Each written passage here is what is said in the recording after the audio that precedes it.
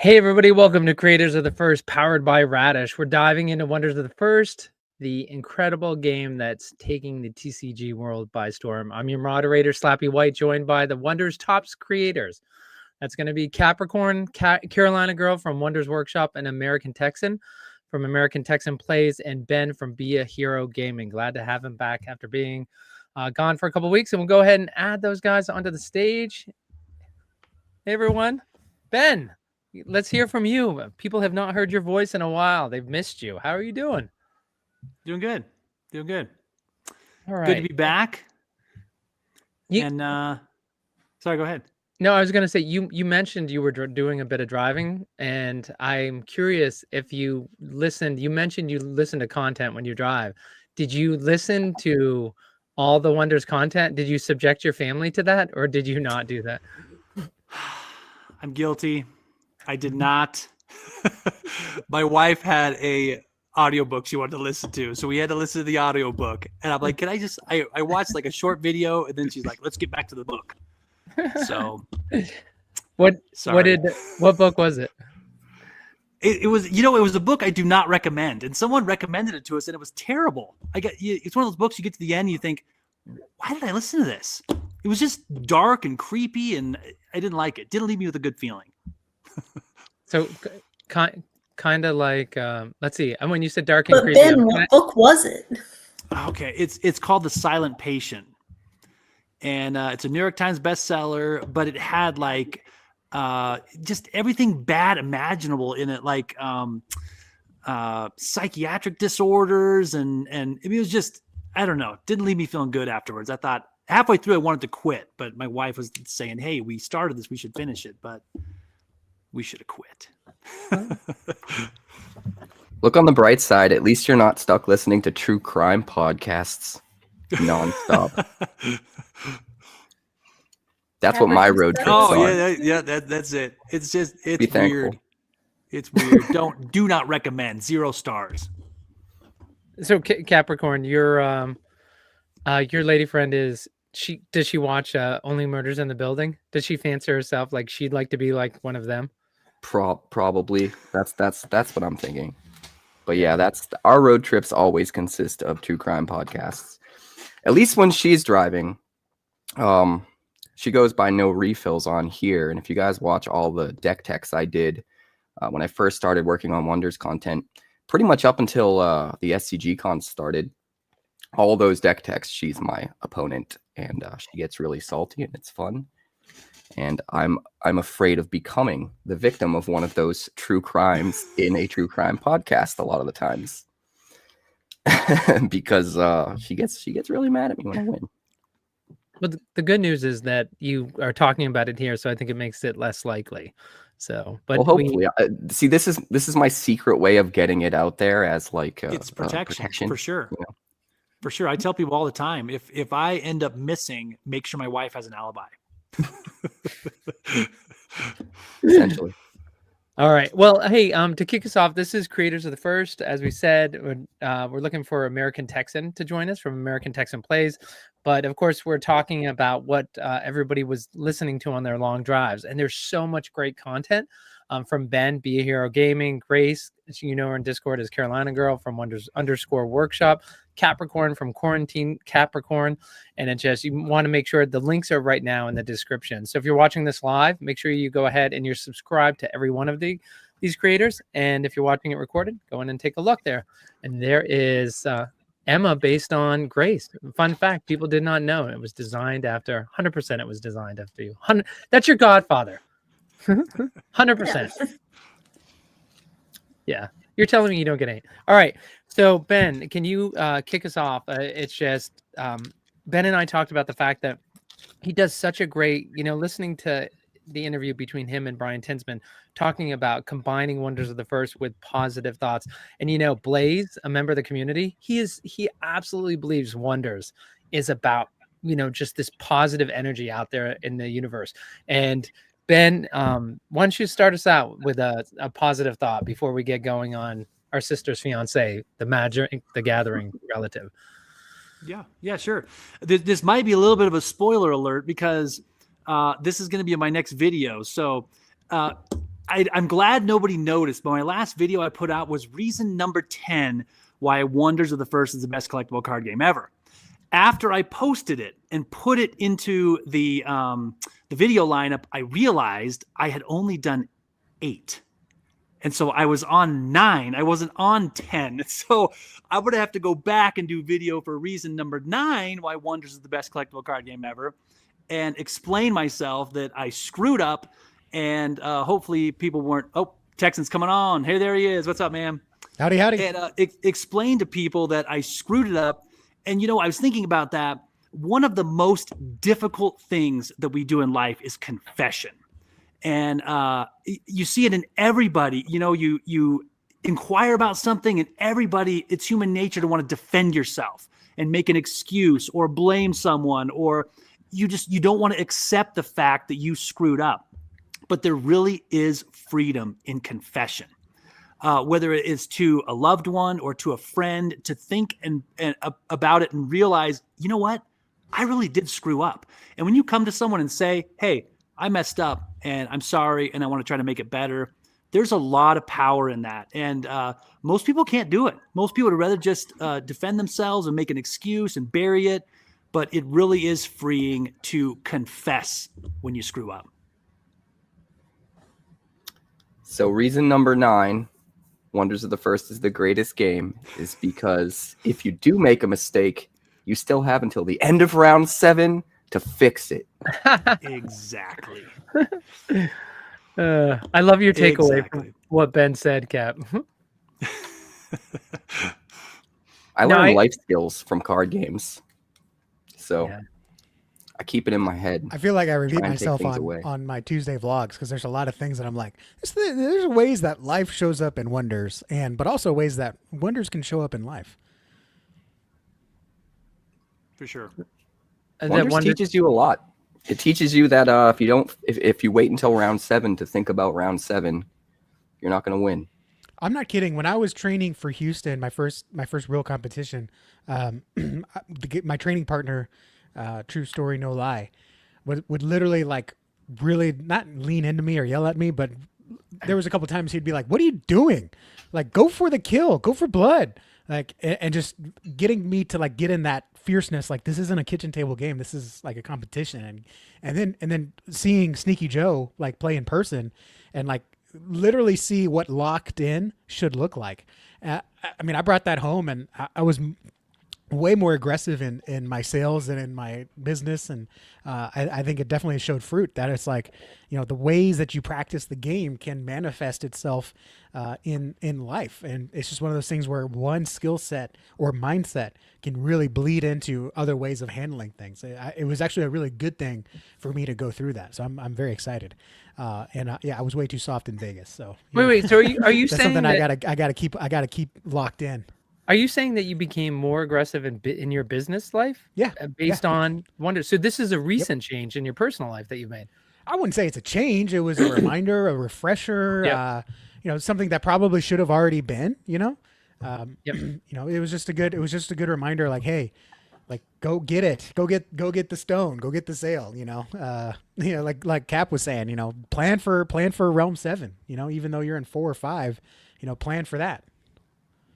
I want to give a shout out, by the way, to Grant, who's in the audience, along with Jay. Thanks, guys, for commenting and posting in there. And of course, Grant says, "I wish understanding people was as simple as understanding Wonders card text." I would beg to differ with him, because there's certain card text that you ask Rommel, and he'll be like, "What does it say?" And it's like, "Yes, Grace." That actually kind of ties in with one of the things that I was thinking that card games have taught me. I might not get this exact term right, so Cap will tell me what it probably actually is. In Magic, there's something called the turn 0 conversation. Did I get that right, Cap? I think so, yeah. Where at the beginning of the game, you talk about expectations and are we playing? Are we going for the throat? Are we playing a casual game? What are we doing today? How are we choosing to interact? And I think thinking about that is sometimes a good reminder to me to, remember to ask what the expectation is for anything new that you start. it's just good life experience, in my opinion, to know what you're getting yourself into and make sure that everyone knows what you're getting into in the same way. It is really hard for me to go for the throat. That was one of the things I had a little bit of trouble with in the Dragon Cup in Vegas, is like my natural instincts are to You always finished second place. but my natural instincts are always to help other players, and when I notice things that they're overlooking, or like if they miss something, like it's hard for me to not be like, hey, that thing triggered. You know? I think I might be the only one who on this stream who doesn't have a problem with that when I get competitive.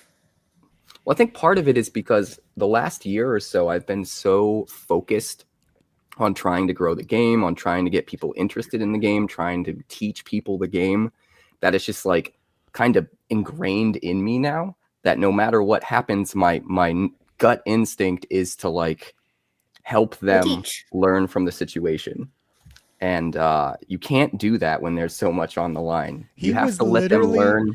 Not in a way that like really gave me an edge, but when we were playing in our sealed finals in that tournament, if you watch the replay and you listen to Cap narrate what's going on in his mind, it's literally like he's holding a class. We're sitting here like trying to compete in a final match, and he's like, well, you know, I'm thinking if I do this, then he might do this. And I'm like, just play the cards. But no, you were like teaching for all of, because we had so many people watching that had never really gotten to see a tournament at that level, or a sealed tournament at that level at least. So it was very good for the community too. I don't think it really helped me that much, but it was nice to see like just Cap just naturally wants to teach and help all the community get better. And to Grace's point, I mean, we all learned pretty quick, I think, after the first tournament, if there's a required trigger, you have to point it out if your opponent misses it. Otherwise, you both get a flag on the play or a penalty, whatever you call it. If it's a miss trigger, my rule is if they are nice, like when I played Tina in Vegas, I said, Tina, most people get one. I'm going to give you two. And if she missed a trigger, I said, that's your first one. She missed another one. I said, do you want to do that? And she said two. And I said, all right. I said, that's your two. I don't even think she got the two, but everyone gets one unless they're just a snot nose about the game. But everyone gets one. And after that, you know, if it's a friendly game or, you know, it's an online game or not money's not on the line or whatever, then yeah, let's have fun and let's play. But it's that same thing of, well, look, I got to be on my game. I want them to be on their A game. You know, there's a point to where you want people to beat you at their best. But if they just keep missing things and it's a may trigger, not a must trigger, then yeah, I'm just going to have to assume that they may not want to trigger it. Well, I've never played Cap before, but knowing that now, I might use that, you know, get my cards out and say, hey, I was thinking about, what do you think about playing this? And just kind of see what comes out of his mouth. I don't know. Maybe he'll try to trick me. I don't know. Maybe he'll help me. Yeah, he might. Man, that's dirty. You're going to do me like that? I'm going to use it, man. There's a interesting thing to think about when you think about like helping people and reminding people, because I've taught a lot of people to play Magic, and my mom asked 2 Christmases ago now to be taught to play Magic for Christmas, and one of the things that I figured out was that if I reminded her every single time, she would not remember, but if I let her make the mistake and it had an impact, she'd remember if I went back and told her after the impact happened. So there's this balance of making sure that you're not playing for someone, but also when you're teaching after a certain point, when you're like in your first game or two, regardless of what game it is, it makes sense to be doing that consistently. But at a certain point, you have to go fly, birdie, fly. Or fall, birdie, fall, you know. You'll learn how to fly if you fall enough times. Throw him in the deep end. You know who's really naturally good? I don't know if he watches the show. A really naturally good teacher. I've seen him in 2 sealed tournaments now, and he's awesome. Is Wonder Boy, Dr. Bray's son, who plays. He is a wonderful teacher in the sealed tournaments. he'll watch you play a card and he'll say, okay, so you're doing that, so maybe you've got something that'll do this. And of course it's sealed, so who knows if he actually has an idea of what's going on. But he's understanding the game and helps like narrate how he's thinking, how his opponent's thinking. After the game, he'll look at the opponent's cards and say, oh yeah, you had this card, you should have had this card. Maybe he's really good, I think, at teaching the game on such a natural way. It's a real joy to hear him talk like that. And you can also see on the flip side who's willing to learn the game and get better, and who's there just to try to get some money because they scrubbed out of Magic, which is another thing that's a joy to see. People that say, oh wow, that's a good card, or oh, I didn't know this card could do that, and they take that into the next game and they do it, and there's like that magic that pops in their eye, and they're like, I get it now. I see how these cards can interact, or the difference between play and arrival. So it's it that goes wonder both ways. hey, it's that wonder that pops in their eye, not their. It's that wonder that pops in their eye. That gleaming. I didn't want to say it, but I was cell thinking it. Thanks, in their Lappy. eye. Yeah, I said that on a video. I think I was like, I said magic, and I was like, I gotta stop. I just need to eliminate that from my vocabulary. Sorry, Robinero Peppers, because he ain't quitting magic. But we were talking about that today. Yeah, man, you talk about talking to your opponent. I think you can psych someone out. You can play some mind games, but I wouldn't like straight up say like if I have a ward, and I wouldn't say like, oh, if you play a spell, I'm not going to discard to cancel the spell. I wouldn't flat out lie to that. I would just say, oh yeah, I got a ward. I don't know if I'm going to play something or not. You can play mind games, but I wouldn't be strictly manipulative about it. I think that's one of the things that's kept Wonders. I think that's one of the things that's kept Wonders kind of above reproach. I want to say is we haven't hit that point where those kind of tactics are in our competitions yet. I was actually talking, if I can share the story, I was talking with a judge in Vegas because I was watching a game actually with Mokomo and Jester. And Jester played a card, the one that if you tap land, you have to sacrifice Briarmaw. He played a card in 6, and then after he played it, before Mokomo made his turn, Jester said, oh, you know what? I should have played that in 1. Will you let me move that to 1? Now, me on the sideline watching, I said, no. He put the card down. He took his hand off. It's Mo's turn. Like, no, that's it. But Mo's the kind of guy, if you haven't met Mokomo or played him or even talked with him, he wants, even though he's like, he's in competition, right? He's out for blood on the table. He wants to beat you at your best. So he knew the better move was to play Briarmaw in 1 and not 6 like Jester did. So rather than argue or say, no, you put the card down, he just said, let's ask the judge. He said, judge, and called the judge over. And Judge Ben, who I think he's a good judge. I know some people treat the judges like refs. Like there's no good refs, right? I think Ben's cool. He said, okay, so Ben asked his questions. He said, you put the Briarmaw on 6, you want to move it to 1. He said, yeah. And so he asked Mo, he said, did you touch any cards? No. Did you move any cards? No. Did you overly look at a card? Did you spend time thinking about cards? And he's like, did you say anything about a move you're going to do or ask any questions that might? And Mo said, no. So Ben said, based on that, no new information has been on the board. You haven't hinted at anything that might change his mind. He hasn't hinted at anything that would make you react to make him. So he's like, if there's no new information on the board, he's allowed to take that move and change it to the realm. And Mo was like, yeah, cool. All right, fine. And I talked to Ben afterwards and I said, I can't believe you did that. I can't believe you allowed that. I would have said no. And he's like, well, for accessibility reasons, they don't want to have it like chess where if you take your hand off the card, like that's your final move. They don't want to have that as an SCG thing. So I said, I guess I get that. And he said, once you start introducing the meta game of, and these are my words, the meta game of, you did this, so you're hinting at this, and we don't want to be able to take back things. He said that gets really complicated and really gets tempers flared. And he said in Magic, sometimes players, when you do your turn and pass over to them, they will immediately throw out some information to prevent you from taking your turn, your last action back or turn back. So he said, sometimes I'll see people pass their turn and the next player will literally say like, I'm holding this card, or I have this in my graveyard, or something like that, where they're giving out information so the player cannot take that turn back. And he said it just creates more complications, and there's all these things that can happen, and we're just not there as a Wonders community. And I hope we keep it as competitive, fiercely competitive. as possible, but without getting into those dirty tactics. That's the thing that I'm like, I didn't like about football, like getting into the real high level football. I understand some things you just got to be aggressive on, and some things might leave a bad taste in your mouth, but I would just hope that we keep that out of the competitions. But I understand that, there might not be much we can do about that. I want to say, Texan, that was a nice touch, complimenting the judges. Like, you're going to see these guys again. So, like, if anybody else wants to put in their brownie points too, so they get favorable rulings from the judges. Yeah, I don't want any judge to come over and be like, oh, he's the guy in the cowboy hat again. What does he want? I want to be friendly to these guys.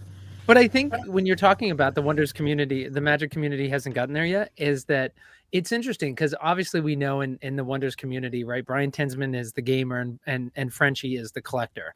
And they kind of have their own lanes. But I think there's more to Frenchie's involvement in Wonders of the First than we think and most people see. I think he's pushing Brian to with some norms. And I think one of the things that Frenchie is like, you talked about the fact that we're not there as a community. I think Magic has developed that as a community. And I think there hasn't been a pushback because you have corporate structures that are saying, this is our clientele and we're not going to rock the boat. Like, this is the goose that lays the golden egg. And if you just go in and tell everybody at this SCG cons, we're not doing it this way, this isn't the culture and you're all wrong, and slap their hands, they would never do that. And Frenchie, if you think he want to do that, 100% he would. Frenchie has said from the beginning, there's certain people he doesn't want playing Wonders. He's been vocal about that. And I'm not going to repeat it here, but he said, I don't want those people playing it. How often do you hear somebody saying that? He loves the community. He loves what's being built, and he wants it built the right way. As somebody who's been around his community since 2021, every community he's built it on, he intentionally creates his community. He intentionally sets up barriers to people who don't want to play by those rules, loyalty. And like I explain to people, we don't love everybody who's been around for 4 years, but we respect each other, and the people who don't respect one another don't end up sticking around. So Texan, I think that's a really good point that you talk about. And it'll be interesting to see how the Wonders team continues to take steps to fight that creep that you see in other TCGs. Yeah. Some people might say that creates barriers, but barriers, to be honest, and like this or not, barriers create value. If you meet with someone who wants to sell you something, are you going to have more respect for the guy who's just available all day? Yeah, call me anytime. Call me at night. I don't care. Like, that's fine. Or are you going to respect the guy that, is like, hey, I can only meet at Wednesdays at 1:00. That's how we run things. If you can't meet at 1:00, I'm sorry, we're not going to be able to do business. Who's the more valuable person that can do better work for you? Is it the guy who's just available all the time, or is it the guy who's actually serving other people and working hard to where, you might only be able to meet him at certain times a day? Wonders has a lot of barriers, and it's frustrating sometimes. Barriers to collecting, barriers to buying, barriers to playing. But it's part of those barriers that allow us to see just how valuable this game is. And yeah, that makes it so it's not for everyone. But again, that's one of the things that can make this more valuable and not just another crash and burn TCG like we've seen over and over again the last few years. Yeah. And I totally agree with a couple of comments there. Just popped up down there. Yeah, it's true. We do have to make it a positive environment so that people want to come in. And I love it when Frenchie says stuff like that. And it's always a little bit shocking. I always like, he just said that, but he's most of the time very diplomatic about it. And he just says, hey, this might not be the game for you. If this isn't the game for you, you maybe go play something else. And every time I hear that or see that, I think, whoa, he just said that. That's crazy. But it just goes to show how genuine he is. There's a lot of times when people make suggestions and he'll genuinely listen. Say, really? You think so? Let's consider that. And then other times he just says, you know what? This is what we're going to do. This is what I want to do for sure. And it's not going to change. Yeah. Well, I do want to point out, by the way, is that you mentioned the comments is Ramel, of course, a team member for Wonders, pointing out Ben, our judge, our Vegas judge did an amazing job. So certainly agreeing. I don't remember where we talked about this before, but it's also interesting. A shout out to Wicked for a great job he did as part of the Wonders team. I know everybody was saying, like, how can this not be televised? How can this not be televised? It's everybody who's saying this wasn't there. And the reality is they have to grow this. This was their very first Cup series. And Wicked was, you don't want to film something, it's kind of like the lawyer. You don't ask a question you don't know an answer to. They really weren't sure what they were going to get on their first Cup. I think going forward, like obviously that's a priority. That's always been the dream to do what they're doing. But Wicked and the team could only do so much. But getting back to Wicked and the judges, as somebody who I've been to SCG Con Baltimore, and then Vegas was my SCG Con, I loved watching the judges in the other areas of the hall, and they really weren't that busy. And then I saw Wicked, and there was always a line of 1, 2, 3 orange shirts, and they were all, because of course you had Bo Jackson Battle Arena and Wonders going, so there were multiple judges waiting for Wicked, and it's because they have so many questions. And it's funny because the judges, like, they weren't frustrated, they were good natured about it, and they're like, hey, I have this. And so Wicked had an amazing task before him, and he met it perfectly. And good job on to Texan's point. Good job with the judges. They took their time. They wanted to get everything right, and they did a great job communicating with the Wonders team. So good for them as well. Grace, so this one was, you weren't around last week, but we called the show. Your sister's fiance, Magic the Gathering. So Texan brought up a great point last week where he talked about, Magic the Gathering players are kind of like your sister's fiance, right? She's not part of the family yet, but you fully expect her to become part of the family. And that's kind of how we see the Magic the Gathering. And of course, the folks who were watching last week, it was fascinating to see all of them. They say, I was a Magic person. I was a Magic person. And, Texan, you said Peppers he's a dual and he's going to remain that way. But it was funny because most of the people were past tense Magic. But Grace, that's kind of an interesting concept, right? I think it brings the right level of respect for the Magic folks that we really should. Sometimes we get a little frustrated, right? They got drummed out of their tournament at SCG Con, then they come over, try to win the 10,000 in the sealed, and like, dang it, they're in the top 8, and they haven't been playing or been part of it or part of the Kickstarter, and we're frustrated with them. But on the other hand, like, that's your sister's fiance. Like, you want him to be part of the family, right? Yeah. I mean, so this is one of those things where I'm maybe not the best person to ask. I've literally been playing Magic for over half my life, and I played on Thanksgiving Day with my family. So I know a lot of Magic players. And I think that one of the things that using that analogy will do from a perspective of understanding communication is when we can think of something in a relatable way that relates to something, it creates a connection, which creates more empathy. So I think that's a really smart way of thinking about it. When we relate something to something that we can understand, when we relate people to a concept we can understand, it makes sure that we see them as people. And sometimes when we're frustrated and angry, we don't always see people as people, especially if we're very tired and they're making us angry or frustrated. I don't know that I answered the question, but I'm not really sure what the question was. No, I think that's a great point. It's a bigger point about how to see, getting past the frustration of how some people in the community, including myself, have seen the Magic players and how they react. But the reality is, what is Wonders but looking for people who are just looking for a great game, and actually more, I guess we should say more than a game.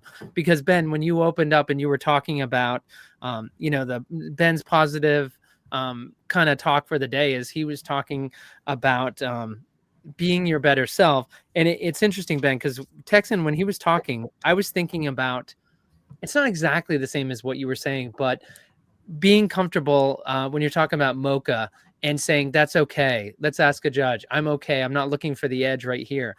That also kind of goes back to being, and it's being comfortable with not winning every shred, winning every opportunity you can. You're looking at the long game, and you're okay for these games or these matches or even these cups to lose them, because you're helping to grow the game in these early stages. And you mentioned, he wants to beat Jester at his best. The other thing is when you're talking about those people who do really bad, like I I'm a terrible player, and Whiplash Jackson was going to pull out of the Dragon Cup because he didn't want to. It's not his words, but he didn't want to embarrass himself. Those are the words I'd use for myself. And I said, Whiplash, you're with me. There's a few of us that are going to be there. This is our baseline, and it kind of goes back to right. We feel uncomfortable. Being when people in the community see the four of you guys up here, it's uncomfortable to try to take on Wonders because you guys have already, we're running a 100-yard dash. You guys have already run 80 yards and you're running at a 5-1 rate. So there's no way we're going to catch you. So the question becomes like, do you want to go? Like, and I think that's what's hard with doing it is that you actually, it's hard to accept the fact that you're going to be much worse than everybody else. So in terms of, this is more just a question about community, right? Like, not sure. Sorry about that, Mike, guys, the issue that's coming through. So it's just about what kind of community are we going to create for the, All right, well, I'll let someone else talk because I'm not sure if that's my mute that's causing it, Cap. I think that's one way to look at it. Like, sure, they have to play catch up, but also if you look at it in the grand scheme of things, there's a whole lot less catch up to have to play with this game than a game like Magic. So if you're a new player that is just getting into any CCG at all, I do think there's more of a reason to gravitate towards a newer game like Wonders where you don't have as much catch up work to do. Rather than Magic has like 1,000 sets and you don't know what the formats are and what sets are in what format, and it can be a lot. Wonders is just like, hey, there's a set out and there are some people that have been playing it longer than you. That's it. And some keywords aren't defined on any cards because they've been around for so long. Right. So, yeah. I totally agree with that. You know, I've talked to a lot of people who played Magic in the 90s and early 2000s, and then they went to college and got careers and had kids and family, and then they wanted to get back into it, and they were just absolutely overwhelmed by how big it had become and how complicated the abilities had become and the sets and just and how fast the sets were coming out. It was so hard to keep up with all of it. And so that's one thing I think Wonders has going for it is right now, man, you got one set. One, and you can just nerd out over that set and memorize each card and go through everything and look through the catalogs and just totally nerd out over it. And the next set's not till February, so you still have a lot more nerd time. I mean, a lot more time to get into it. And again, I've said this before. And again, I'm not running the show, but I really hope that Wonders doesn't turn into Magic and they're just releasing a set every 2 months. Because there's just so much to enjoy with each set. And I realize business principles and revenue and all that stuff, put another aspect into that, I guess. But I just would love time to really soak the set up before they come out with something else. Because that's what's been overwhelming for me with Magic is the sets are just coming out too fast. And there are consequences right now for Magic with sets coming out so fast. People are not happy. At least what I'm hearing talking to people that I know, and like I know some people who are getting out of Magic because they can't keep up right now. Or because they're at that stage of their life where they don't have time to devote what you'd have to devote to keeping up with Magic. And so, I think sorry, go ahead, Grace.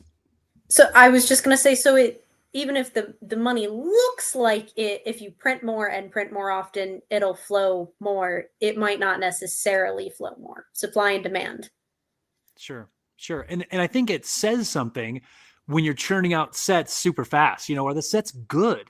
And if a set is really good, you shouldn't need to churn out another set in 60 days because the set's so good that people will continue to buy it and continue to enjoy it and collect it and use it in their decks.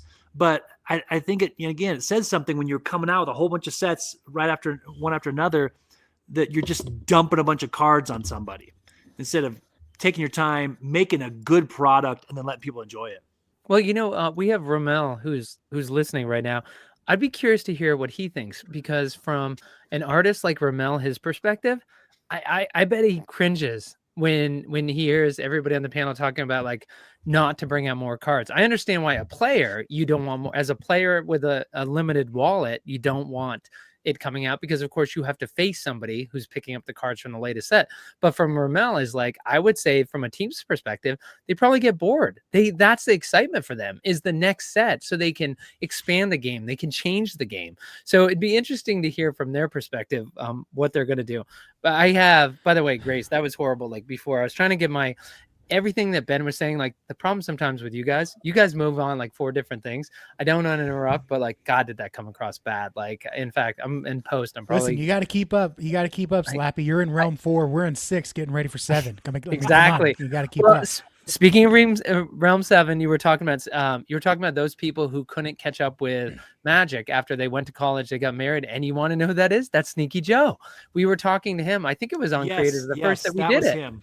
Yes, someone stuck out my mind that did that. Yeah, and I guess we should clarify, because Sneaky Joe said the exact same thing you did, which is you can't catch up.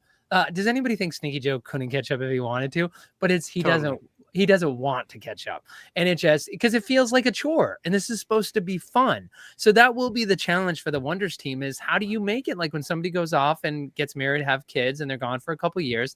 We've talked about how it's different than other TCGs. So how can Ramel and Brian Tinsman and the rest of the team create a game so that you can go away for a couple of years? And because you guys all just said like, now's the time to get involved, right? Nobody's reached the pinnacle, but to really make it go longer is how can you make it so it's accessible to people in year 4 and 5? And they already did most of the heavy lifting when they created the game and said no reprints, all cards are going to be legal, no bans, and they're going to balance everything with the DBS. That's how you can do a 400 card set, and we're still finding new metas 8 months later because the DBS values are not the same that they were 8 months ago.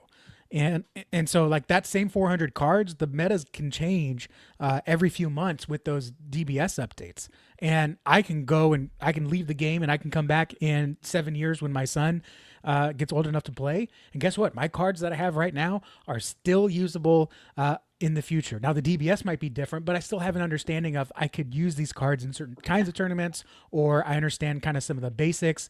When I was kind of in a similar situation and I played Magic in the early 2000s, but that was before Commander. And so when I look at coming back to things with Commander, or a little bit of a season when my daughter got into Pokemon, the game was like, Pokemon stayed a little consistent, but Magic is just totally different. What attracted people to Magic in the early 2000s is not what attracts them now.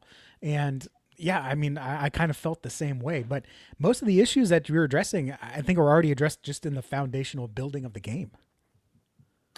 Grace, I think Cap had something to say and then go to you. Yeah, no, I was just gonna mention how like Magic has already sort of faced some of those challenges and developed an answer, and that's why Magic has formats. The whole reason you have a standard format in Magic, because you have the vintage formats that allow every card that's ever released to be legal. But the reason they developed the standard format, the whole point of standard is only the last 2 years of sets are legal in standard. And for the longest time, standard was the primary competitive format at big tournaments. And the reason for that is if you have new players coming in, or if you have older players that have lapsed and are coming back, they don't need to catch up with an insane amount of years worth of stuff to jump back in and get excited and get back into what they love about the game and be competitive. They only have to worry about the last couple of years. Now, I'm excited that Wonders doesn't have to do that yet. That's part of the allure. Like we're early enough that there's one format, and I think that's super fun. Inevitably, I think there will be a time where Wonders will have to do something similar. And when that time comes, I think that will solve some of those problems. But I also hope that, like you guys were kind of talking about earlier, I hope we don't go overboard with how many sets we get a year. And I think more importantly, it's not even really how many sets are we going to get each year. I think it's how many total cards, because I think you could do more sets if some of them were smaller, or you could do less sets and have them be really big. At the end of the day, I don't think it matters how many sets you're getting. I think it's more about how many cards a year are coming in, and how much do you have to keep buying and keep adapting in order to keep up with things? Great. I think there's another aspect to this as well. We have talked, it feels like to me, a lot about in competition play. And like playing at your game store or in competition. And I don't know about y'all, but that's not the way that I play most of the games that I play 98% of the time. Most of the games that I play, whether they're card games, video games, whatever, I play at home at my kitchen table. If you know Magic, you've heard of kitchen table Magic, most likely. Like with the people that I know, I care about, and I love. And that's a very different environment. And the way you play in that and the way you look at cards is very different. So I think in a lot of ways, Wonders will also potentially feel more accessible long-term, because in the long term, when you're playing kitchen table at home, you won't have to worry about,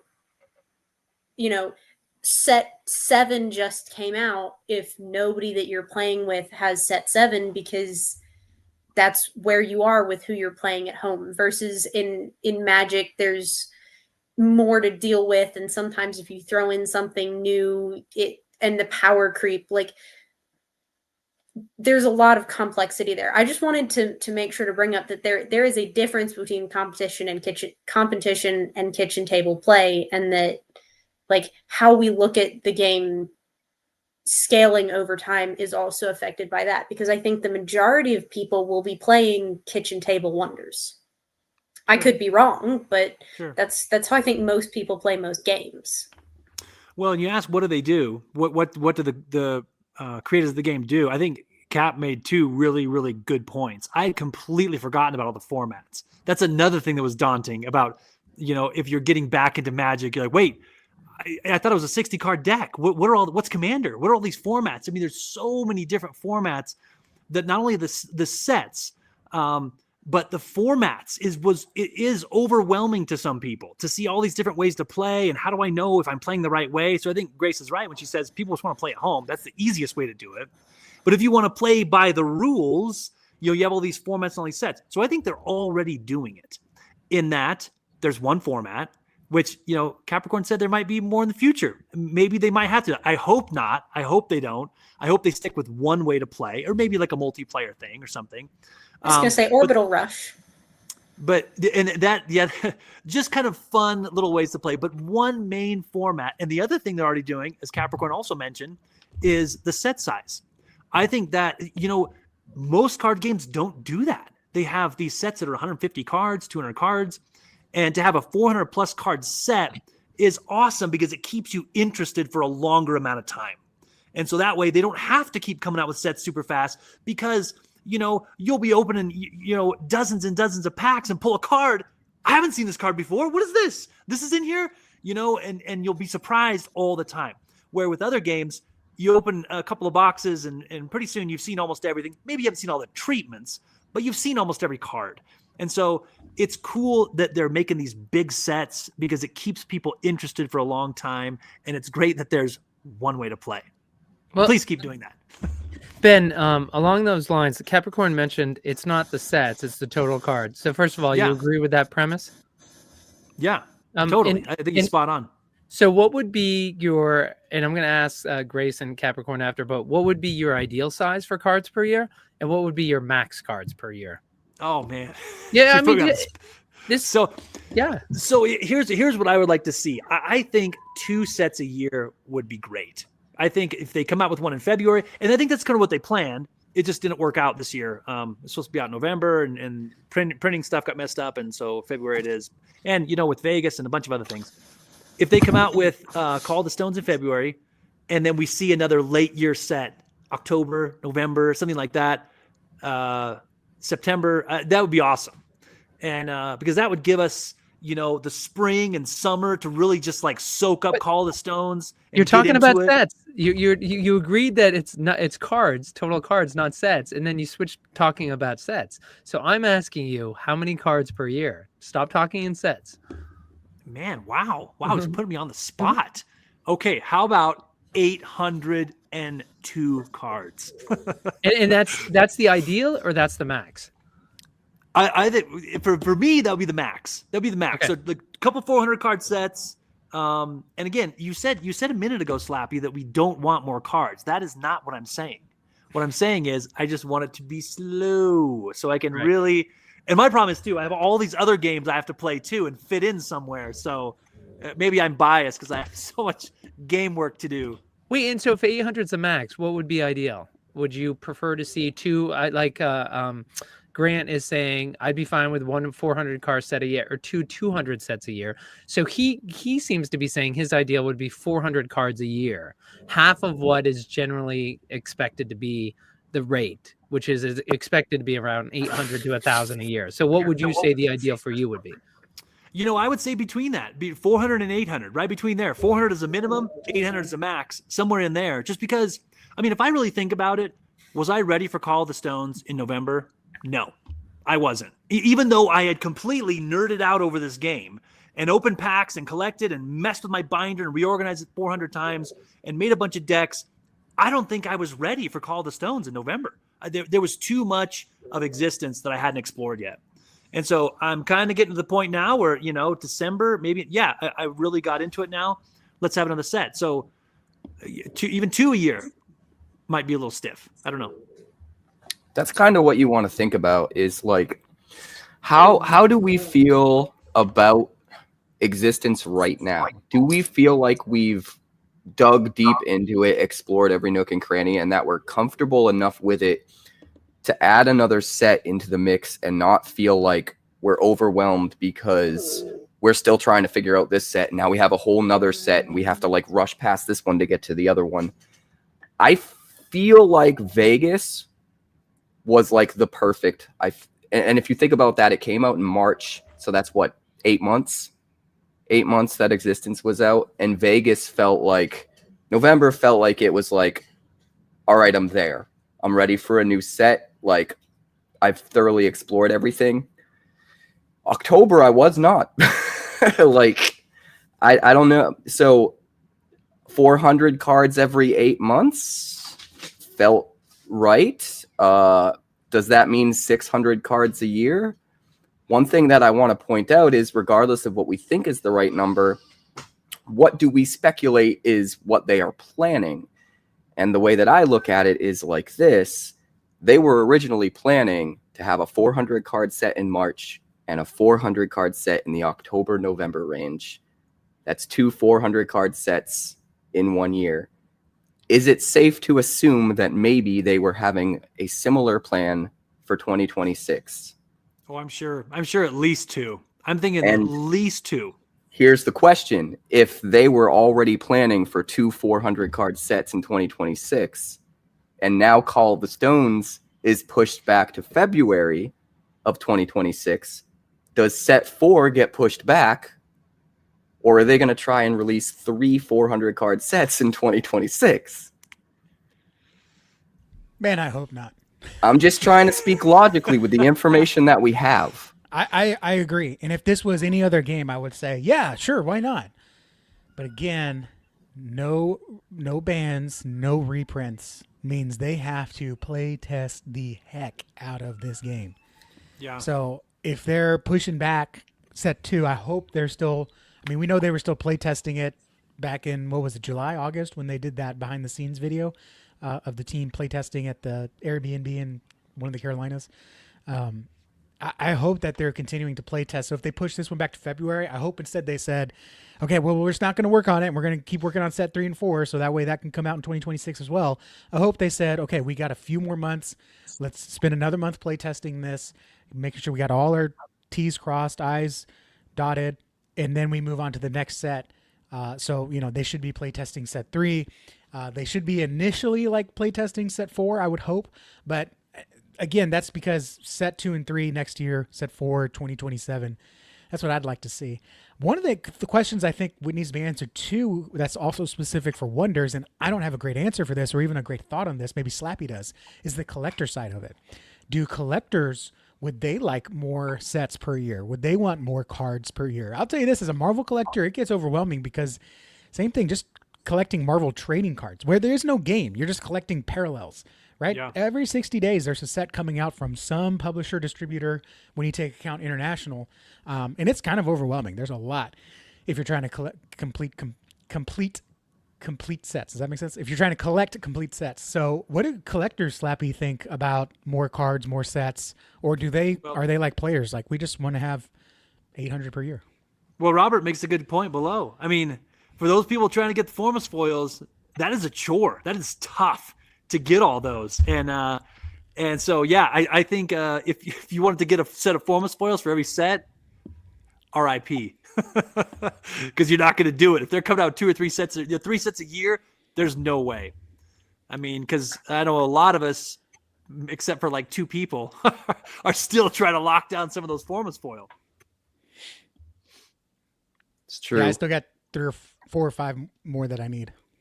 Another thing that you need to take into account too when they're thinking about how many sets to put out and how big the sets are, and I had a discussion with Ramel about this at one point, is it's not just as simple as like how many cards do we want to put out a year and how should we divide that up in sets, because each set needs to be somewhat self-sufficient for limited play. And a lot of times, and you can see this in other games, especially Magic the Gathering, like there are certain archetypal cards where you get similar versions of those cards in the next set. You sort of have a foundation, especially in the commons and the uncommons, of like certain expectations. You need a card that destroys an item.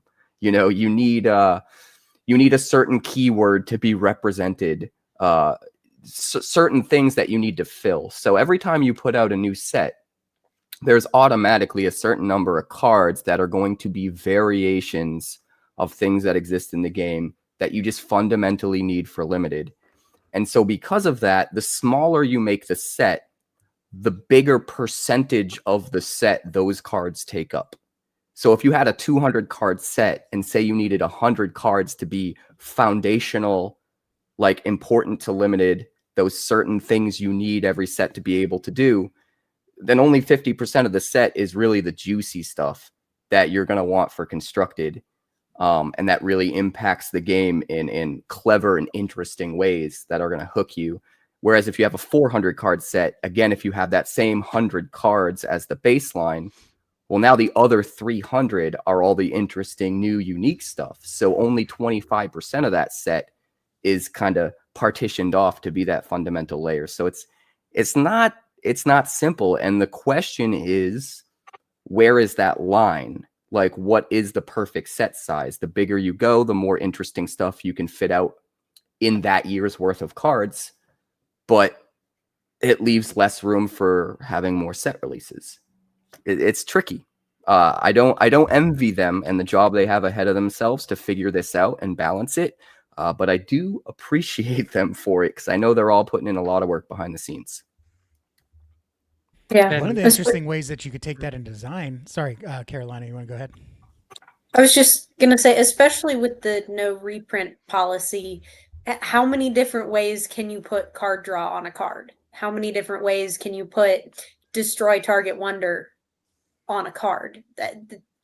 To meet that, I did a video about this very early on my channel, to figure out how to meet the need of having staple cards, staple card abilities more accurately for Wonders without reprinting is gonna be a challenge, a fun challenge for the Wonders team to take on. One of the things that I think is an interesting challenge, and I have no basis other than here's what I think and how I think that they think, is, first of all, you got no reprints, like Grace said. So there should never be another energy extraction or another Sulfera card that costs, how much does energy extraction cost? 3, that destroys target item. Now, there's also the flip side. I feel like I've heard both at this point, and I'm not sure which to believe. Of no functional reprints, so there should, if that would mean that there's no boundless 3-cost destroy target item or Umbrathine 3-cost destroy target item.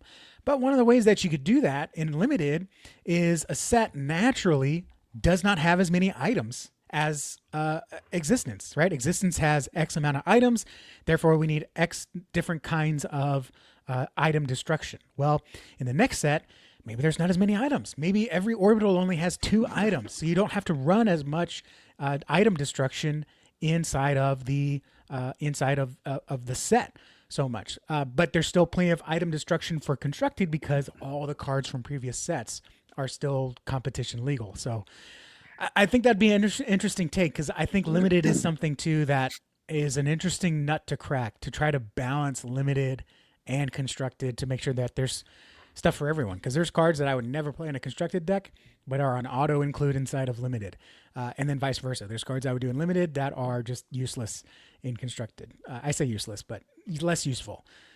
So yeah, I think that's a very interesting balancing thing, but it would not surprise me if that was one of the avenues they take, to where like, yeah, we don't have as much item destruction in here, but guess what? There's not that many items, so we only need 1 or 2. I don't know. And then on the other side of the coin, you have to be careful about not doing something particular too much. Like, for example, imagine if they put an equivalent to Moonfire Crystal Mouse in every set. A Moonfire Crystal Squibbler, a Moonfire Crystal Bella, like whatever. And it doesn't, maybe it doesn't function exactly the same. Maybe one of them sacks to draw a card and gain 3 energy, and one of them sacks to draw 3 cards and gain 1, or whatever they do. Like, if there's some kind of wonder in set 2 that in some way gives you an energy and card boost the way Moonfire Crystal Mouse does, how many sets do you go before, like, well, now you could just have 15 Moonfire Crystal Mouse equivalents in your deck that are all somewhat different, and you can just run them all, and you could just go nuts. You can just play the craziest stuff on round 3, like, super consistently. So there's certain cards where you can't have too much of it, but at the same time, there's certain foundational cards where you need to make sure they're in every set, or some equivalent is in every set in order for the set to function in limited. So it is a tricky balancing act. And you're right, Ramel. The answer to that is DBS. Yes, the DBS does fix a lot of that. But the problem is here, I think what I'm hearing here from everybody is it's easier to be a collector. Actually, now that I think about this, it's way easier to be a collector. You just get the shiny cards and you're good to go. The thing that is so hard about this game, for anybody who's tried to make a deck and think of all the possibilities of what could happen to them, it is so hard to prepare for every situation. You just can't do it. I mean, I'll craft the perfect deck, and my son will say, well, Dad, what about this? Oh, I didn't even think about that card. Okay, so I got to put this card in. Okay, and well, what about this? That's going to get rid of that card. And that's why the game is so cool, is because it's a nail biter up to the very last round, up to the end. You don't even know. And they were talking earlier about being aggressive and taking stones. Sometimes that's a bad strategy, to jump in and take stones right away, because if you take a stone and someone takes it back from you, you just wasted an action.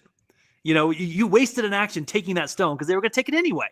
And so trying to wrap your head around how to win at this game is just crazy, because it is such a challenging game. And that's what makes it so fun, is that it's so suspenseful, right up to the very end. It's not like other games where, you got that card, I'm done. It's over. There's nothing I can do against that card. But you always think, well, I have this card, I could counteract that. Or if he plays this, I could do this up until the very end. So the game isn't solved yet.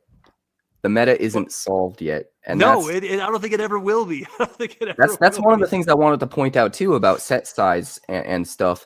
Like, it takes a lot more time, I feel, in this game to solve the meta. And that's a term for any of you that might not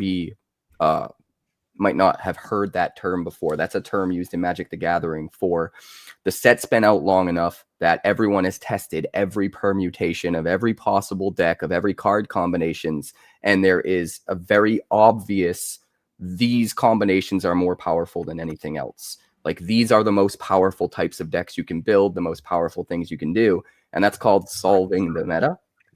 In Magic, games can be like 5 to 10 minutes.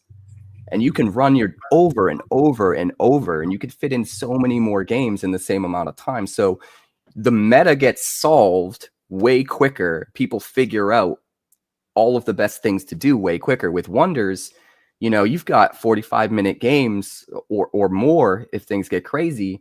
And it takes so many more games, so much more time to really figure out like how to solve the meta. And that's why, Vegas, we're 8 months in, more if you count TTS before the set came out.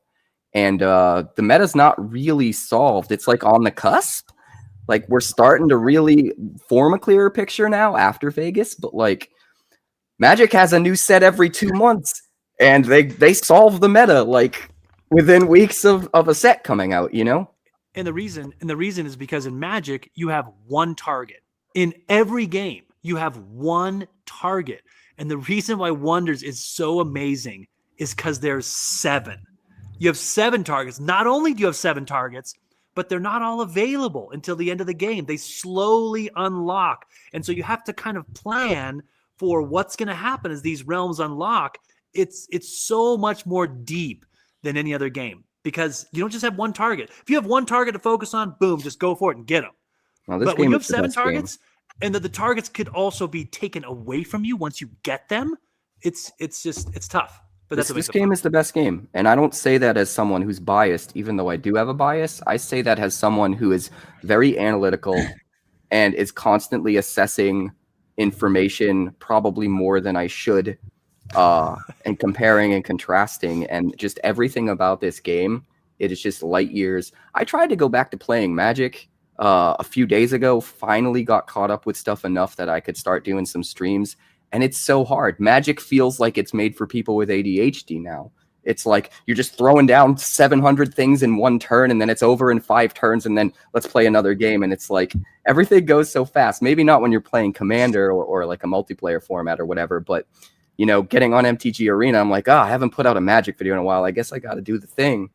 And it's just like a cluster of like everything. It's like fireworks going off in my face, and then it's over. And I'm like, man, I'm so used to like the slower burn, analytical, like having to plan so far ahead. Wonders just feels so much more like chess. And now that I'm more used to it, it's kind of crazy. It's kind of hard to go back to Magic. It's just bombastic and in your face. And don't get me wrong, I'll always love Magic. Like I wouldn't be here if it wasn't for Magic. But Wonders is just, and there's so many other reasons we could point out. I know Ben's done 10, but Wonders, 9. Wonders is. I'm not saying this as someone who's biased because I just took second and I do a lot of content for the game and yada yada yada. I'm saying this just like from an actual, honest, analytical perspective. Like Wonders is the future. It's so good. Like it doesn't have any of the problems that so many games have, and it's just every game is so fulfilling, and it's just so good. It's just so good. All right. Well, we're at an hour. We've got a couple more things. I want to get around to hear what you guys have been doing for content. So if folks know when they go in the description of this video, they can go ahead and they can click on your profile. In fact, not only can they need to subscribe and also hear what they're going to. But I want to talk about Hobby Club and also Texan. I know we move fast, but you asked a question and then everybody else on the stage answered it, and you directed it at me. But you were talking about collectors, and you were talking about how many cards a year and how hard that becomes. It's interesting because I was thinking after the Dragon Cup and watching what happened, the combination between collectors and players, where you had race car team owners and you had the drivers. I was thinking, as somebody who I was one of the largest Kickstarter people, I went all in on Wonders. And so my allocation is one of the higher ones. I actually backed off a lot in my request to get it, but I have enough that I will have a decent amount of cards coming. And I thought, what should I do? Should I get into that model as a collector to sponsor a driver? But then I thought to myself, that's not a commitment for one set. That's a commitment. I have to do that every time a set comes out, because that driver's not going to want to be with me unless, right, it's like a driver signs a 10-year commitment. And so that's a lot of money as a collector. So it's interesting among collectors. I think there's very few, I mean, Galileo, Jams, who are going to be, they're in it for 10 years. And if you're a driver and you hook up with them, you're hooking up with a very stable ownership. So for me as a collector, yeah, it's kind of hard. Like I mean, as a collector primarily, is like I love the cards. But I've never been someone who tries to complete all the set, complete the rainbow. I try to go ahead, like, whether you're looking for the weapons, American Texan, it's like some of you are looking for just the orb. I actually I'm checking my list for everyone. I would love one of every treatment for every card. Is that realistic? No, I just keep watching eBay and sniping it. All right.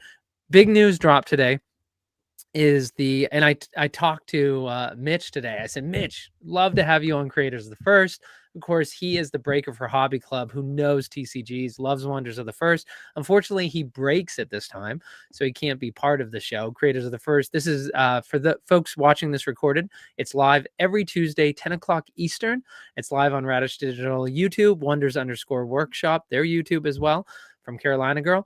But Hobby Club, big announcement today that Cardio Chris has stepped down. And so for folks who don't know, is Hobby Club was the biggest breaker and the biggest showman when it came to both Bo Jackson Battle Arena and Wonders of the First, doing massive Wonders breaks, including, those big blow up 1-of-1 stone foils for each card. And they sent it to you if you took that spot. I mean, like the stuff that they would do, and just brought in so many people. Like they would talk about the people like they were Pokemon, they were Magic people. They were, they got pulled into those streams and they're like, hey, what game is this? So I think we can't understate how much Hobby Club did to help Wonders of the First kind of, get that escape velocity. But I don't know what there is to say, but did everybody hear the news? Any thoughts about the Cardio Chris stepping down? I haven't heard any news. I hadn't heard. Yeah. I'm not part of the Hobby Club Discord. That's one of the ones I guess I need to join. Okay. Well, if you're subscribed to Radish Digital, that was a short earlier today. We try to take, for folks who do not live in the Discord, we try to get all the critical announcements, try to get that out, but it is posted in the Discord announcement. So we wish Chris the best, did so much for Wonders, and hopefully he, whatever comes next for him is going to be great. And of course we wish Mythic Mitch and the other streamers there the best of luck to keep the Wonders going. So I'm excited to see what they're going to do with Call of Stones. Hopefully they're going to be there at the Shattering come February. All right. So Carolina Girl, is that, first of all, how many days left in the semester? And then you're done, right? This is your last semester of college? Yes, I graduate in 11 days. Oh, wait, hold on. We got a new, no, don't do that, guys. Hold on. Hold on. Say that again. I graduate in 11 days. Nice. It's something that StreamYard has that Restream doesn't have. So we do have any. Nice. Just so you know, when you say something really bad, do that. If you guys have exciting news, and Filmed live in front of a studio audience. and when Ben gets nervous. All right, so Carolina Girl, congratulations in 11 days. And for Thank anyone you. now you're going to be employed afterwards, or can we do a LinkedIn announcement right now for you? I know what I'm doing. I'm just continuing to do what I'm doing currently. Because Why are you I even in work, college? I work full time, Texan. Why are you in college? You keep doing what you're doing. Why are you in college? Keep doing what you're doing. Education. But Carolina Girl, so talk to us about your content. So what did you just put out, and what's coming up next?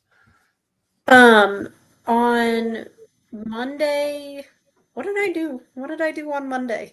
I don't remember. We've reached that point. You did the of Hanging semester Bananas for me. Baltimore versus Vegas deck. Okay, thank you.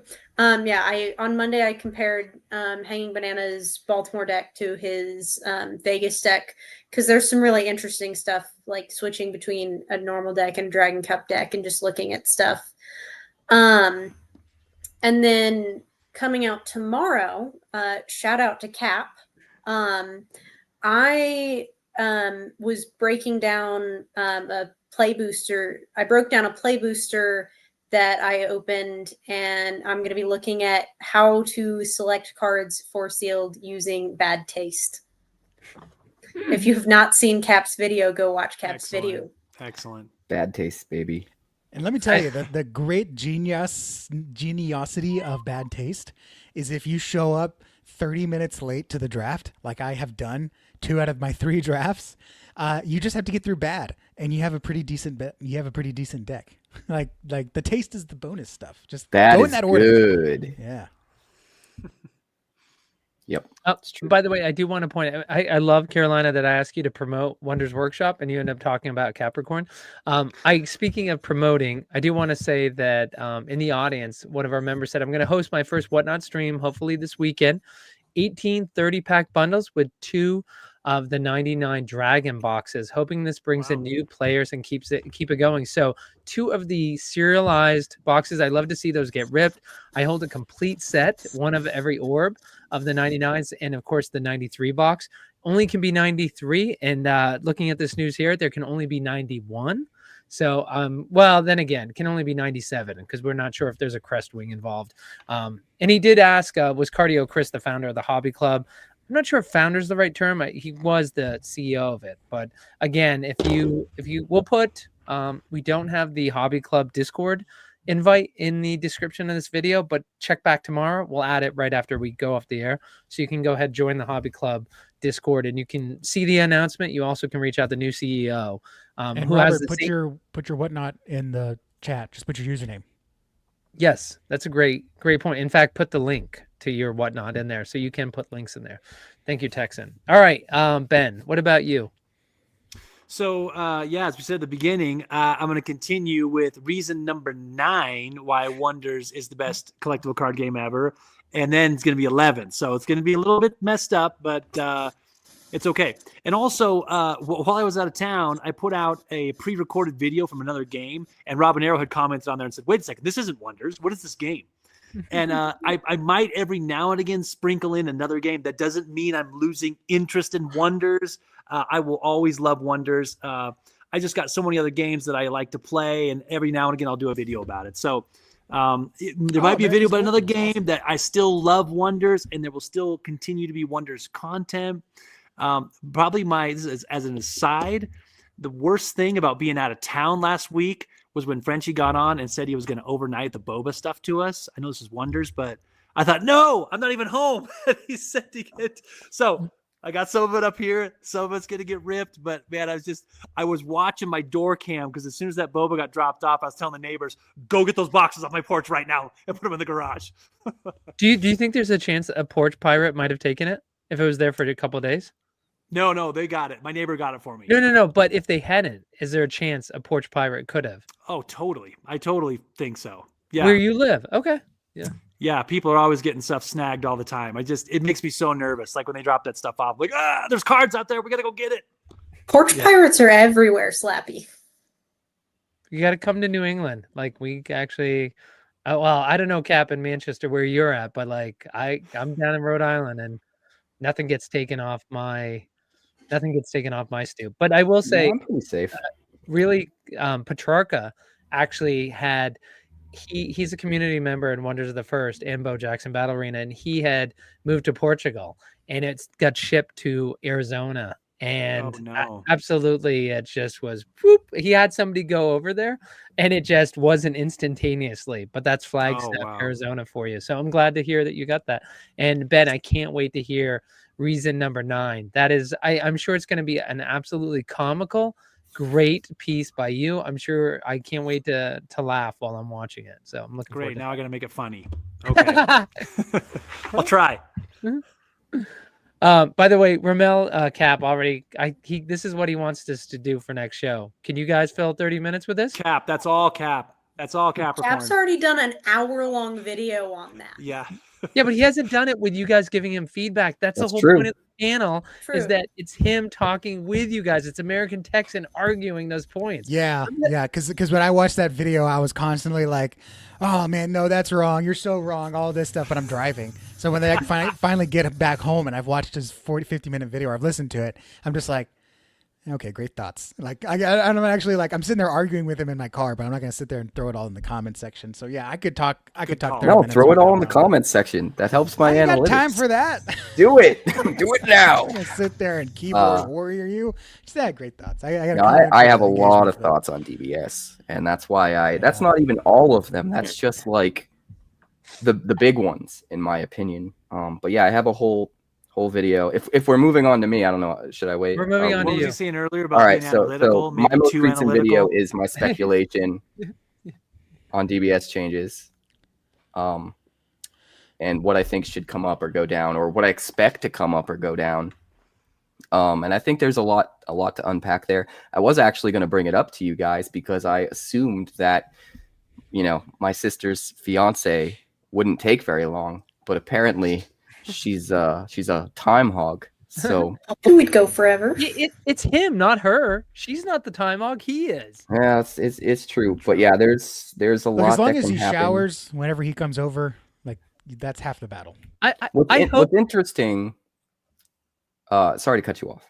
Sorry, no. I was just gonna say. I hope Frenchie and Tinsman use sister's fiance. That's what I hope it becomes part of the lexicon when they talk about their strategy with the Magic people, and it all comes from American Texan and Capricorn last week talking about the sister's fiance. Sorry, Cap. Go ahead. So what's interesting is I didn't mention this in my DBS video, but one of the key components that we don't know is what's coming in COTS and how the team anticipates certain cards in existence, like being powerful or not powerful, when paired up with certain cards in COTS. So there's a missing part of the equation. So we can speculate all we want. There are going to be some things that change and we're scratching our heads and we're like, why? Huh? Yes. And that's probably because, in fact, we can use whatever the DBS changes are to get sort of a feel for what's coming in COTS. If something that deals in items gets bumped way up, we're like, oh, there's some crazy item stuff coming down the line. Like, and that's kind of interesting. So yeah, check out that video. And I definitely want to know what you guys think about DBS stuff, but I guess we'll have to save it for next time. But I've got so much content on the way. I have the finals match in the Stone Seeker Cup, filmed top down like I normally do with all of the editing. That's between Ken and Jester. That's going to be the next one that goes out. If I can get it done in time, that'll be tomorrow. I'm working on my semifinals match against Broughton in the top 4. And then I also have my finals match in the Dragon Cup against Honest AF. So that's 3 gameplay videos I'm working on. There's also top 8 discussion with all the deck lists for the top 8 in both tournaments. Those will probably be 2 separate videos. And then there's a recap video with all of my montage footage and interviews that I'll be doing like I normally do. So there's a lot of stuff coming, and it's just taking me a long time to edit all this. And part of the reason for that is I've recently, I don't know if it's official yet, but I've recently sort of somewhat partnered up with the Google King. The Google King had a bunch of really expensive equipment, really nice equipment in Vegas, and was getting a lot of footage, especially footage that I couldn't get when I was in the middle of playing. And we had a nice conversation, and he's been sending me a lot of that footage over so that I can use it in my videos. And something that you guys talked about earlier in the video, that I kind of want to circle back to really quick, is you mentioned, why wasn't the entire event live streamed for everybody to watch? That was mentioned in the beginning. And Google King and I are talking about potentially starting to do that at the next SCG Con, setting up a feature table and, combining what I've been doing and what I know I can do with what he can bring to the table. I think we might be able to do it. And that's not something that I've discussed with the team yet. That's something that everyone's been busy because of holiday season and post Vegas. So we haven't sat down and talked to the team about what we're thinking about. It's all kind of just off the cuff right now. But I did think it was probably worth mentioning, because you guys were asking about in the beginning of this video, like, why isn't this live streamed? And I think it would be amazing moving forward to be able to live stream the big tournaments and show off, a feature game for every round. So that might happen. We're working on trying to make that happen. And So yeah, That'd be cool. lots coming Well, for me. and That'd be very Kat, cool. before we go to Texan, that's a feature, not a bug, of the Wonders community and Jeff French. Jeff is a big believer in having the community create things, and it does a couple things. One is it keeps his organization flatter. He doesn't have to have as many people, so that's a good thing from his perspective. Less payroll, but also flatter, better communication. But it also helps create systems and foundations for the community that comes from the community. So instead of top down telling the community what they want and how they want it, it's the community that's creating it. So that is something, if you're watching this and you're kind of newer to Wonders of the First, that's something that the founder of Wonders of the First is he likes to see community create. He likes seeing community content creators. He likes everybody creating everything in his ecosystem. By the way, one comment, Texan, before we go there, is that Ramel teasing us as saying Call of the Stones is cool, but you guys should really see Redacted. So of course, Mel just proving that he Stop knows it. more than we do. Stop it. You're on mute, Texan. Yeah, I was talking to someone else. There's Oh. only one thing. There's only one thing that's on my mind, and that's steak. That is a steak dinner for me and my family. Because Cap, you still owe me a match. What is our bet again? What are the details? We need to lock this in. Remind me of the details. It all came about the first time I beat you. Not the only time, the first time. I don't recall that happening. Yeah, it's funny that you don't recall that happening. And you said something about, this is my first Wonders tournament. And I'm just trying to have fun. Good job, all this stuff. And I said, well, you know what? If you want to take it seriously, I said, let's put some steak on it. And not only that, let's put some steak for our families, because you've got a family under your roof. I've got family under my roof. And let's put all the others. Let's put my win record against you aside, and let's actually say, hey, you know what? After Vegas, let's have that steak match. That's fine. I mean, if That's you the only thing really that's want to fine. buy me a steak, I'm not going to say no. I think maybe the Texan won because Cap was probably coaching him through the match. That's probably what happened. Right? So what The happens when I shade that stone is you? being thrown. Do I get prime rib if I 7 stone you? You'll get the tomahawk. Whoa, the tomahawk. So let's do it. Actually, you bring up a good point. This needs to happen, and it needs to happen soon. But another thing I've been thinking about, Ramel's been teasing me. With like, oh, in preparation for COTS, we should maybe have like a match between you and Texan with the new cards, like before anyone else is able to use them or whatever. And I'm thinking this got my gears growing. I know Ramel's watching. I think we should do a straight up pre-release for Call of the Stones. I think all of the content creators should be in a tournament together and make videos of the content.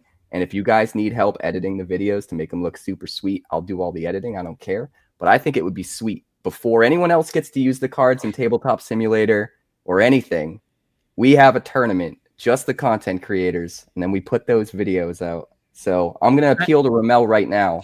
We need to do that. Two things. One is I'm gonna agree with you on that, with one exception, because I don't want this special treatment. If we do that, somehow we need to figure out to do a pro-am and have members of the community that aren't like top eighters or content creators, like just Wonders enjoyers, be a part of it. Or in my case, the AM with the pro. For you guys, it's the pro with the AM. AM with the pro. By the way, I love the fact that Cap said he can't get it out because he's got so much editing, and he's on here going like, "I'll edit it for everybody. Well, it'll be. Yeah, really. I won't be as busy by then. Right now, Hey, I have listen, all you- of this post-Vegas you wanna stuff. get But something I'm not done, saying give we it- should do this next week. I'm There's saying no maybe after you- Christmas. If you want to get something like done, maybe give it to a busy person. Yes.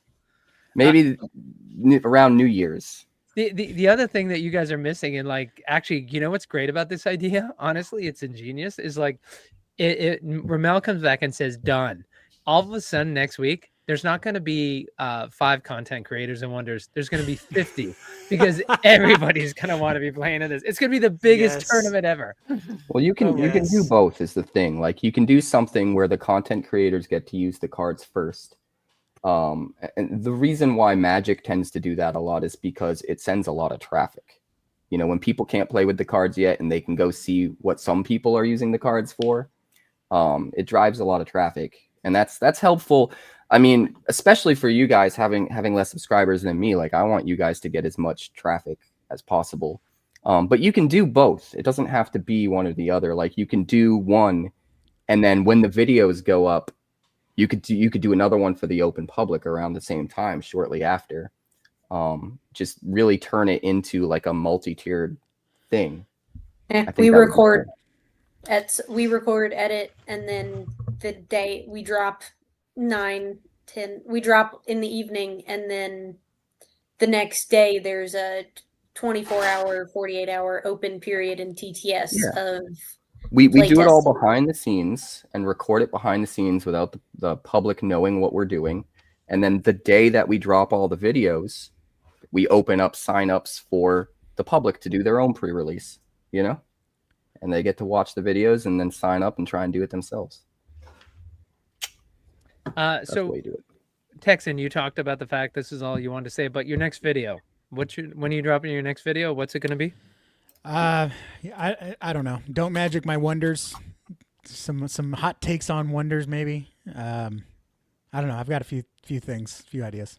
Don't sisters fiance my wonders. All right, it'll be interesting. Oh, by the way, I have to say one thing. Let me play real quick. It's at 26. Don't guess the price.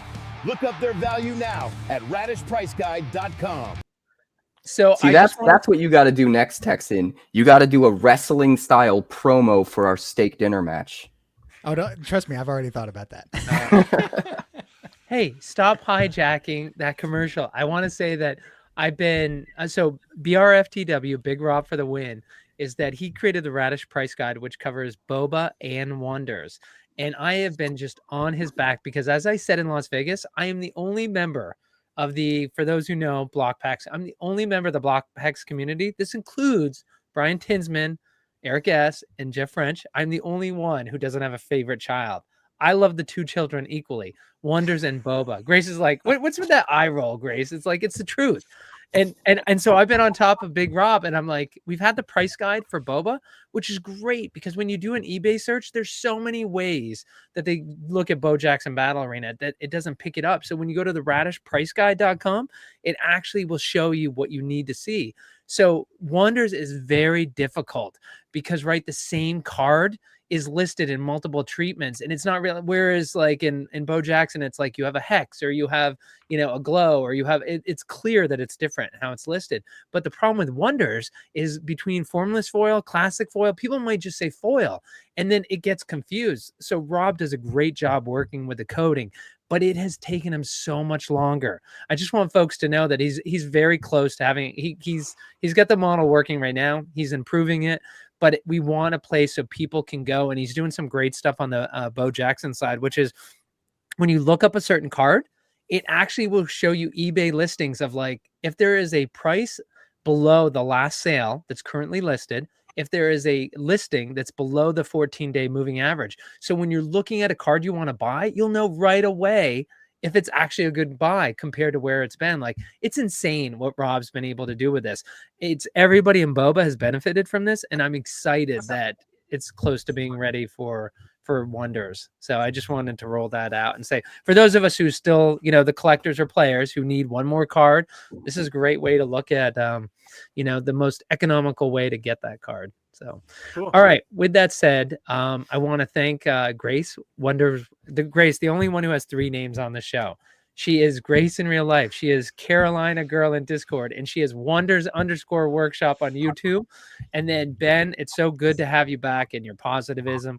Be a Hero Gaming, you can find him. And then Quarantine Capricorn, you can find him on YouTube. And then American Texan under American Texan Plays. And I'm really looking forward to stick around. It's not quite over.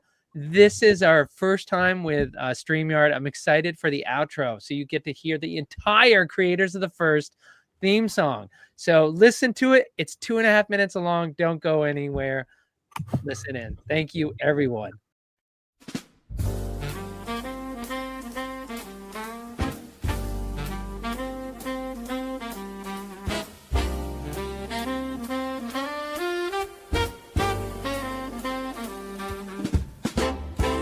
From the clash of wonder, stories burst. voices rise, creators of the first. Capricorn charts the stars with might, guiding seekers through the night. Be a hero, then breaks it down. Gaming wisdom all around. Every card, each pack reversed. He's a guide, creator of the first. Creators of the first. Wonders, wisdom, quenched our thirst. Together we shine, community blessed. With the creators of the first. With the creators of the first.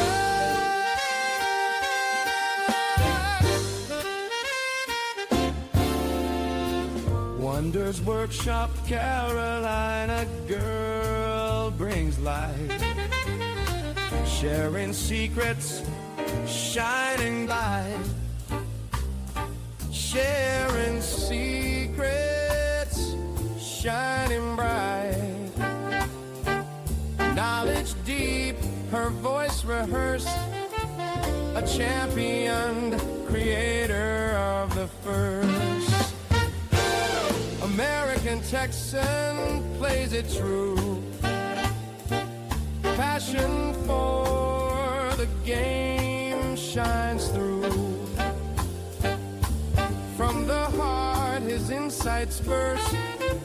A leader, creator of the first. Creators of the first. Wonders, wisdom, quenched our thirst. Together we shine, community blessed. With the creators of the first. With the creators of the first.